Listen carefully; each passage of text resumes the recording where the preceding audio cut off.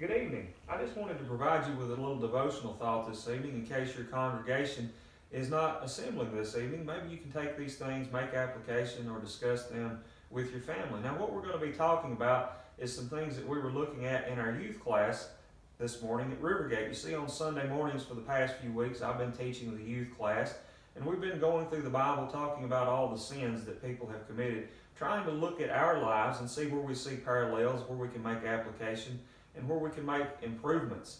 Just so happens this week we were talking about the murmuring and complaining that the Israelites were doing almost immediately after coming out of Egypt. You see, they had been in great oppression, and God had raised up a deliverer, Moses, who had got them out of that strong hand of Pharaoh. They had been delivered, but yet soon after that they began to complain about things that are going on.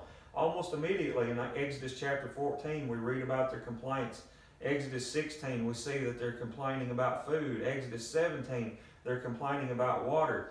Numbers chapter 11, shortly after leaving Sinai, they're complaining about not having meat to eat. Numbers chapter 12, even Aaron and Miriam are talking behind Moses' back. And you know, Moses was a man of God, so essentially, in a way, that was going against God. Over and over again, examples are given of the Israelites murmuring, complaining, speaking against their leaders, speaking against God. Now, when we were talking about this in our youth class today, I asked them the question. I said, do you suppose we do any complaining today? They laughed a little bit because I think they know that we do complain, and people do still complain. And we recognize that that's a problem. I wonder if there's been complaining going on in regards to things around the coronavirus.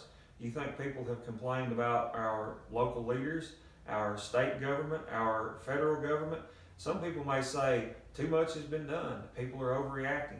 Others may be saying not enough has been done. What are they doing to protect us? People have probably complained about things going on in their local congregations, at their churches. Maybe they're complaining about their elders. Some congregations may have canceled services and people may have said they're overreacting. Other congregations may have had services and people have said they're not doing enough for our safety. You see, over and over we find things that we can murmur about and that we can complain about. Interesting statement in Philippians chapter 2 by the Apostle Paul. Beginning in verse 14, he says, do all things without complaining and disputing, that you may become blameless and harmless, children of God, without fault, in the midst of a crooked and perverse generation, whom you shine as lights in the world. You see, Christians are supposed to be shining lights. We're supposed to be in control of our actions, in control of our lives, as much as depends on us. Heard a story one time about a well-known preacher who attended the World's Fair many years ago. As the preacher was entering in, he saw off in the distance a man that was pumping one of those old-style hand water pumps, and he thought to himself, wow, that man is really pumping water. As he got closer and closer, he found that the man was made out of wood, and he wasn't really pumping water at all, but there was an electric pump that was causing water to flow through the pipes. That was in turn moving the pump, which was moving the man up and down. You see, he wasn't pumping water, but he was being controlled by the pump. Friends, the way I see it, as Christians, we're supposed to have control of our emotions, control of our lives as much as depends on us.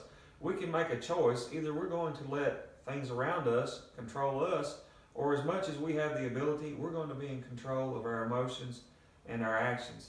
As Christians, we're not supposed to have a spirit of fear, but we're supposed to have trust in God. We're supposed to keep our relationship with God. Murmuring, complaining, those things, they're not going to help anyone.